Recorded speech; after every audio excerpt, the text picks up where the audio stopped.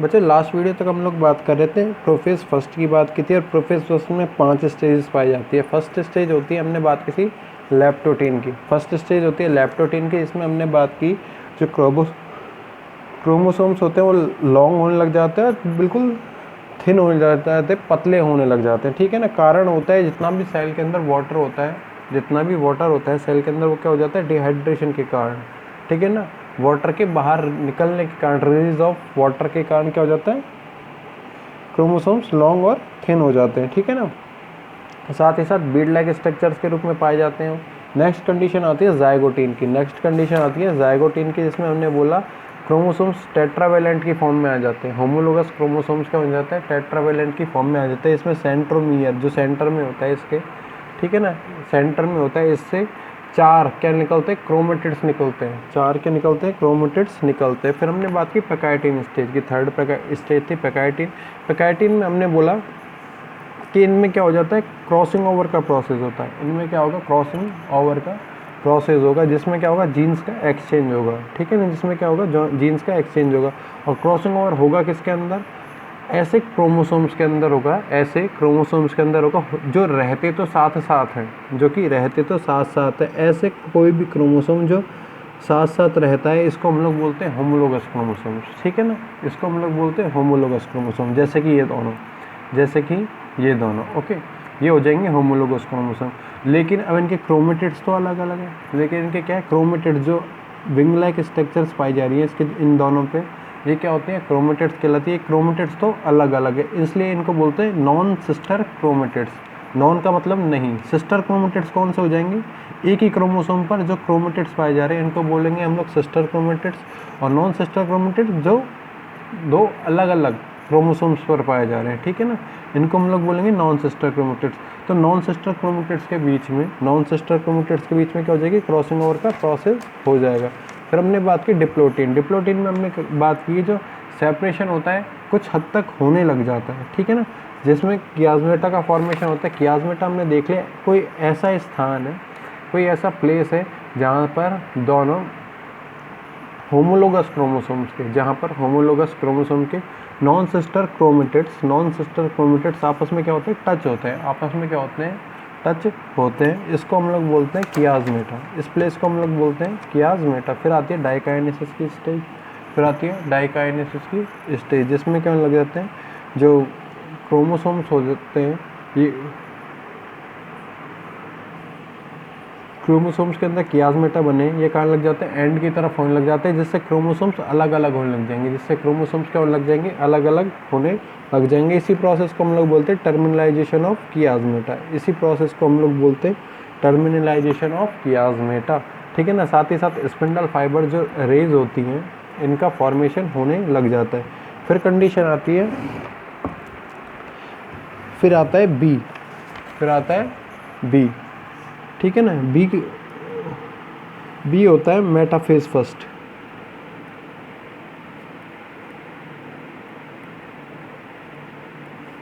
B होता है metaphase first. ए था prophase first.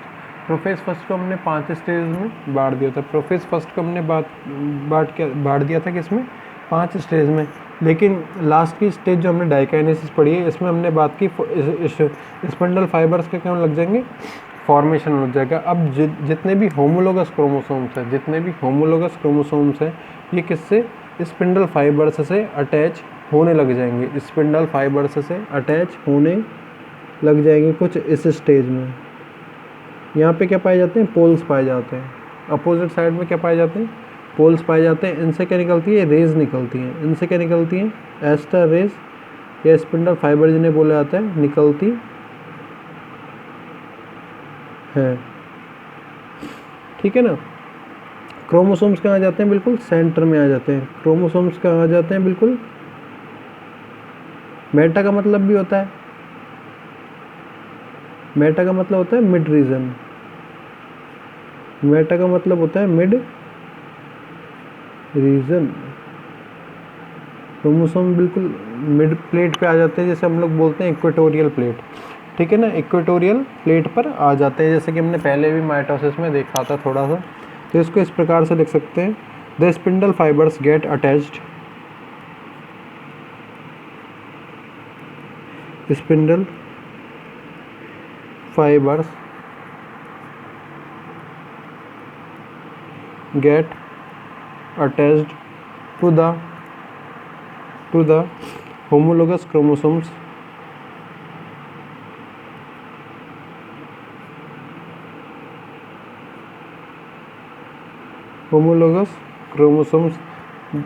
these homologous pairs get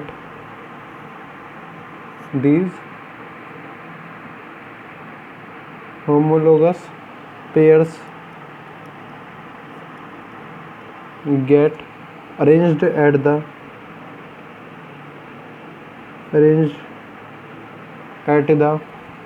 equatorial plate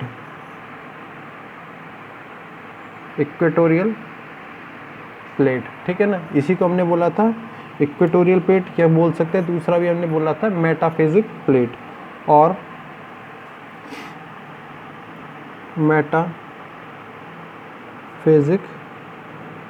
plate, ठीक है ना। सेंट्रोमियर्स कहाँ लग जाएंगे, पोल्स की तरफ है। सेंट्रोमियर्स कहाँ पे, पोल्स की तरफ पाए जा रहे हैं, ठीक है ना। The centromeres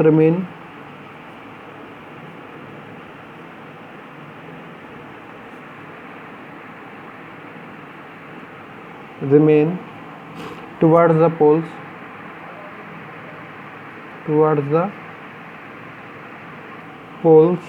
and the arms होती है, क्रोमेटिड्स को बोलते हैं हम लोग, क्या बोलते हैं, arms. and the arms remain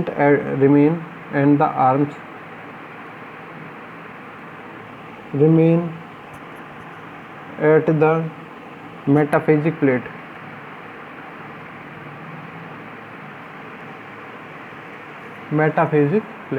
metaphasic plate पे क्या होने लग जाते हैं, आने लग जाते हैं। तो कंडीशन रहती है आपकी मेटाफेज की। मेटा का मतलब भी होता है मिडल, ये कह सकते हैं मिड पॉइंट है। ये भी क्या, एक सेल का है, न्यूक्लियस का क्या है, ये मिड पॉइंट है। इसके दोनों अपोजिट साइड पे पोल्स पाए जाते हैं, जिसके दोनों अपोजिट सेंट्रियोल्स पाए जाते हैं। सेंट्रियोल जिससे स्पिंडल फाइबर्स का फॉर्मेशन होता है, ठीक है ना। इस स्पिंडल फाइबर से ही क्रोमोसोम्स जुड़े हुए पाए जाते हैं। और पूरे के पूरे सेल के अंदर मिड प्लेट पे या मेटाफेजिक प्लेट पे, ठीक है ना, मिड प्लेट पे या इक्वेटोरियल, इक्वल का मतलब होता है दो बराबर भागों में बटना। इस सेल्स को जो मिड रीजन होता है, इस पर ये लगे हुए पाए जाते हैं,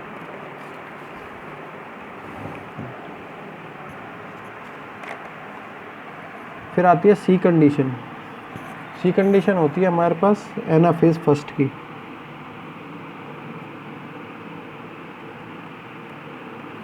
सी कंडीशन होती है हमारे पास एनाफेज फर्स्ट की, ओके। तो एनाफेज फर्स्ट की यदि बात की जाए तो इस प्रकार से क्या होने लग जाता है, एनाफेज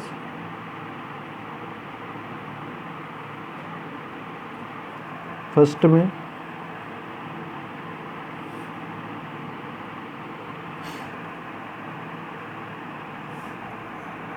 ये क्या हो जाएंगे, सेंट्रियोल्स,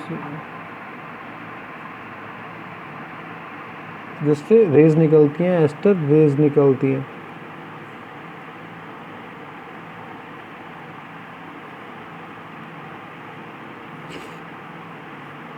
ठीक है ना, एस्टर रेज निकलती है। इनसे क्यों लग जाएंगे, पहले इक्वेटोरियल प्लेट पे थे क्रोमोसोम्स, कहाँ पे थे, पहले थे इक्वेटोरियल प्लेट पर लास्ट फेज तक। अब कहाँ लग जाएंगे, वापस से एंड्स की तरफ, पोल्स की तरफ आने लग जाएंगे। तो क्रोमोसोम्स कुछ इस कंडीशंस में पाए जाएंगे,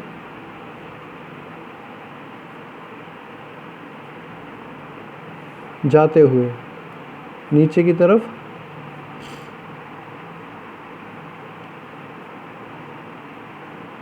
तरफ, ये इस तरफ से, ये इस तरफ, इधर वाले ऊपर की तरफ जा रहे हैं, ये वाले नीचे की तरफ जा रहे हैं। तो नीचे की तरफ क्या है, पोल्स है, नीचे की तरफ क्या होते हैं, पोल्स पाए जाते हैं। तो ये कंडीशन आ जाती है क्या, एनाफेज की आ जाती है। जो लास्ट की जो नेक्स्ट स्टेज होती है टीलोफेज, उसमें टीलोफेज की यदि बात की जाए तो टीलोफेज में होता है जो दो न्यू डॉटर सेल्स का फॉर्मेशन हो जाएगा, जैसे हम लोग आगे देखेंगे। तो एनाफेज में हमने बोला है कि ये जो होमोलोगस क्रोमोसोम्स हैं, होमोलोगस क्रोमोसोम्स हैं, किसके फॉर्मेशन में हेल्प करते हैं? डॉटर क्रोमोसोम्स है जो उनके फॉर्मेशन में हेल्प करते हैं लास्ट में, ठीक है, जहाँ से पोल्स की तरफ आने लग जाएंगे, ठीक है। तो इसको इस प्रकार से लिख सकते हैं हम लोग, the homologous chromosomes move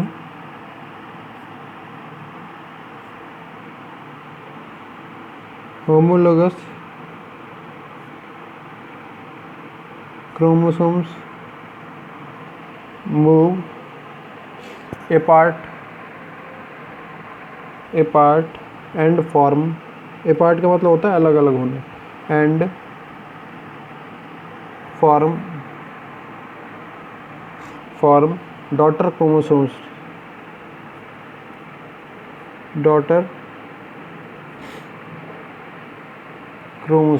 and forms daughter chromosomes. The daughter chromosomes begin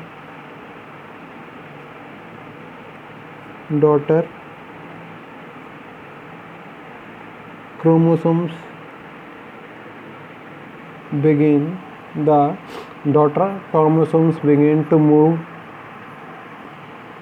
and finally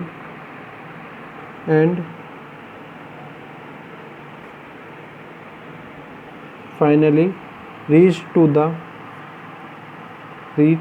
the respective poles. कहाँ आने लग जाते हैं? धीरे धीरे कहाँ पहुँच जाते हैं? वो पोल्स पर पहुँच जाते हैं। Every poles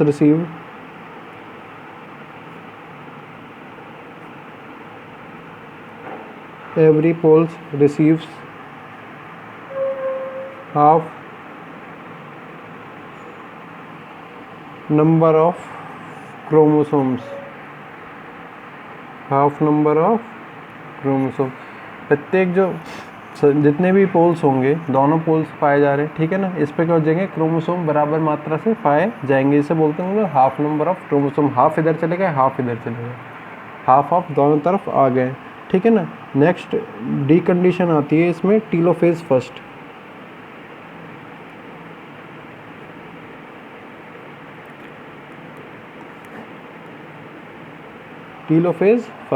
टीलोफेज फर्स्ट की स्टेज कुछ ऐसी होती है,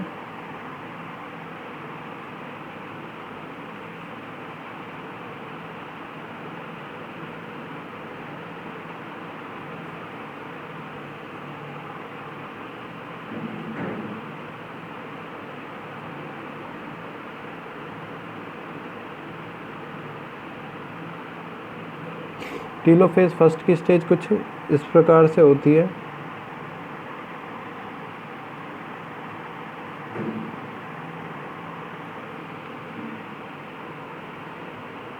जिससे जीन एक्सचेंज हुआ था, जिससे क्या हुआ था? प्लाज्मेटा बने थे, हमने पैकार्टिन स्टेज में देखी थी, तो डार्क कंडीशन आ गई थी। इसी प्रकार से यहाँ पे क्या हो जाएगी?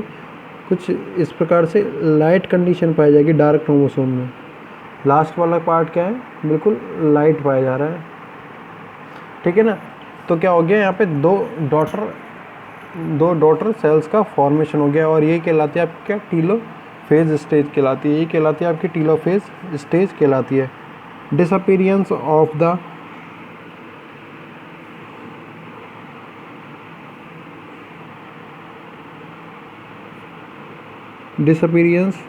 of the esters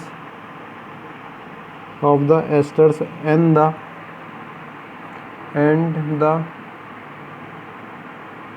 spindle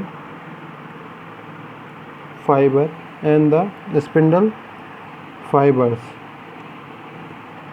साथ ही साथ जो न्यूक्लियर मेम्ब्रेन थी वो डिसअपेयर हुई थी, वो क्या होने लग जाती है? वापस से बनने लग जाती है। न्यूक्लियोलस जो क्या हुआ था? डिसअपेयर हुआ था, जो बॉल लाइक स्ट्रक्चर के रूप में पाया जाता है, जो कि क्या होता है? बॉल लाइक स्ट्रक्चर के रूप में पाया जाता है। वो दोनों क्या होने लग जाते हैं? वापस से बनने लग जाते हैं। Reappearance of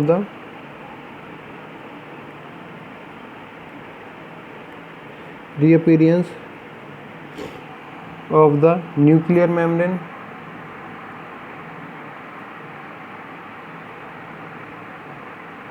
reappearance of the nuclear membrane and nucleolus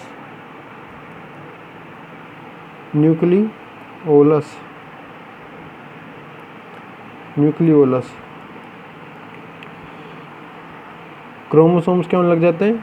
first में क्या देखा था हमने, स्पायरेशन के कारण खुले थे, अब क्यों लग जाते हैं? डिस्पायरेशन के कारण, जो खुले थे वो वापस से बंधने लग जाते हैं और क्रोमोसोम्स लंबे हो जाते हैं। इलोंगेशन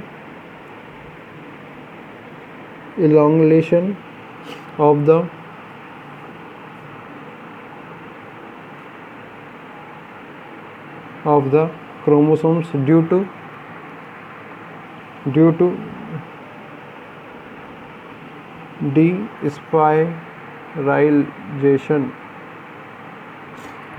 डीस्पायराइजेशन, ठीक है ना। ये हो जाता है आपका क्या, मियोसिस फर्स्ट का प्रोसेस हो जाता है, बाकी हम लोग देखेंगे नेक्स्ट वीडियो में। Thank you.